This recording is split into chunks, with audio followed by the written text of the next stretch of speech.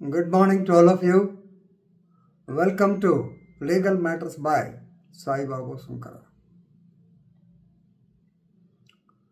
In this video, we are going to discuss a bail order regarding a cheat or a con man by name Sukesh Chandrasekhar. His history, if you hear, definitely it will be a spine-chilling story because he has duped a number of investors in a Ponzi scam. Not only that, some politicians, they have become a prey in his lustful desire, including some film actresses also. This man is Chandrasekhar. Sukesh is his alias name. Sukesh Chandrasekhar. Now we are going to read the case of Shekhar Chandrasekhar. This is his original name. Shekhar Chandrasekhar versus State of Maharashtra. Bail application number 479 by 2021. Given on or allowed on 4/7/2024. Just 4 days back. I think 3 days back, 3 days 7th. In this case, Honorable Single Judge Manish Pitale, in this case, Bombay High Court, he allowed bail or granted bail to this Chandrasekhar, stating that he was incarcerated for more than 7 years, for which the offences for which the punishment will not exceed 7 years. Whether he is a con man, whether he is a criminal, whether he is a cheat, it's a different thing. But under 436 ACRPC, if the person has suffered 50% of the punishment, he has to get bail. Now it has changed. Latest Bharatiya Nagarik Suraksha Samhita. Dillo, if he suffered 1/3 sentence, itself is sufficient to give him bail. అది మీకు సందర్భం వచ్చినప్పుడు ఎప్పుడు చెప్తాను.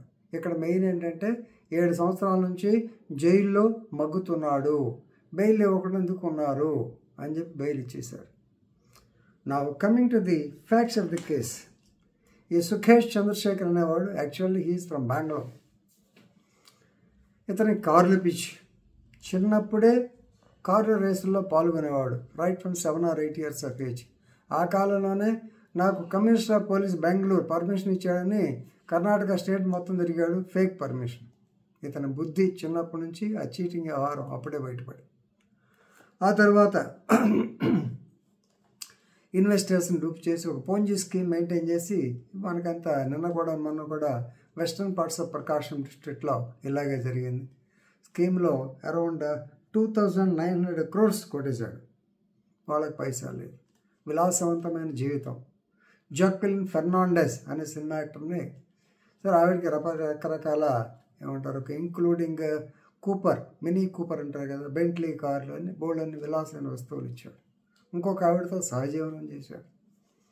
అలాగే TTD Dinakaran మీ మధ్యన పోటీ చేసి ఓడిపోయాడు కదా, అతనికి 2 ఆకులు గుర్తిప్పిస్తామని చెప్పి ఎలక్షన్ కమిషన్ మేనేజ్ చేస్తానని చెప్పి. ఇతను ఎంత చీటింగ్ వ్యవహారం అంటే he even posed as a judge, supreme court judge కింద పోజ్ చేశాడు, ఐఏఎస్ ఆఫీసర్ కింద చాలాసార్లు చేశాడు, చాలామందిని బుర్రి కొట్టించాడు ఇలాంటి వాడు. So he was arrested first in month May 29/5/2015 నాడు ఫస్ట్ అరెస్ట్ అయ్యాడు. ఐ థింక్ 10/9/2016 నాడు 10/9/2016 నాడు హీ వాజ్ గ్రాంటెడ్ బెయిల్. కానీ సుప్రీంకోర్టు కండిషన్స్ పెట్టింది, you have to deposit certain amount. He could not deposit that amount. So once again he was రీఅరెస్టెడ్ on 16/4/2017. 2017లో arrest, 16లో bail, 2017లో ఇంకో కేసులో, ఒకటి కాదు బోల్డెన్ కేసులో అరెస్ట్ అయ్యాడు. సో ఈ పర్టికులర్ కేసులో ఏదైతే బెయిల్ ఇచ్చారో ఆ కేసులో 9/10/2017 నాడు బాంబే హైకోర్టులో ప్రొడ్యూస్ చేశారు. అక్కడి నుంచి జైల్లో ఉన్నాడు. Presently he's lodged in Tihar jail. So అక్కడ కూడా ఖాళీగా ఉండలా. తిహార్ జైల్లో చాలా కేసులు ఉన్నాయి.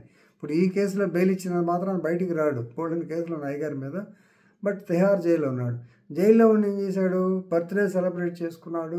తర్వాత తిహార్ జైల్లో వాళ్ళందరికీ దాదాపు ఒక 20 కోట్ల 30 కోట్ల లంచాలు ఇచ్చాయని చెప్పాడు. సుప్రీంకోర్టు అడిగింది. ఎఫిడవిట్ ఏమంది, ఎఫిడవిట్ కూడా వేసినట్టున్నాడు, నాకు పూర్తిగా గుర్తులేదు. సో ఇలాంటి వాడు సుకేష్ చంద్రశేఖర్ సామాన్యుడు కాదు. కాసేపు మీరు అతనితో మాట్లాడితే డెఫినెట్గా మీరు అతను చాలా గొప్పవాడనే స్థితికి తీసుకెళ్తాడు. అతను మీతో కూడా మీ డబ్బులు కూడా వదిలిస్తాడు, జాగ్రత్త. రైట్, ఇక్కడికి ఈ కేస్ పాయింట్కి వచ్చేటప్పటికే right from 2017 he is in jail more than 7 years. So ఇతని మీద పెట్టిన కేసులు ఏమిటి? మోస్ట్ లైక్లీ 420 IPC 120B కలిపారు. 420Bకి ఎంత పనిష్మెంట్ ఉంటే 120B కాబట్టి 7 years. Then section 3 of Maharashtra protection of the depositors interest of the depositors act. So ఇట్లా కొన్ని 100 కోట్లు కొట్టేసినటువంటి మహానుభావుడు. ఇతని మీద కేసులు ఉన్నాయి. ఇదే కేసు కాదు, ఈ కేసులో బెయిల్ ఇచ్చారు.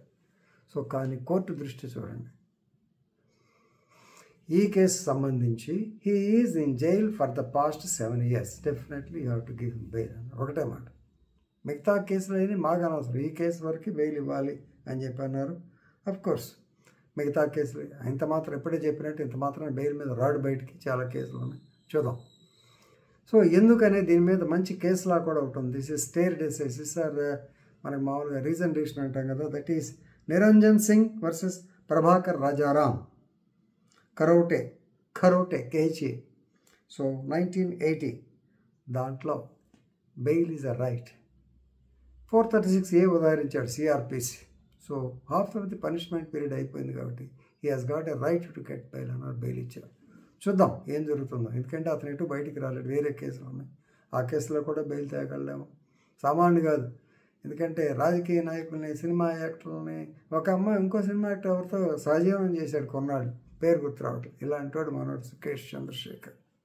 Right, so read the case law and on bail orders particularly. ఎందుకంటే ఈ మధ్యన supreme court Satish Kumar Antil versus CBI దాంట్లో బెయిల్ జ్యూరిస్ప్రుడెన్స్ సరిగ్గా లేదయ్యా. ఇక్కడ సుప్రీంకోర్టు దాకా రావాల్సిన పని ఏంటి?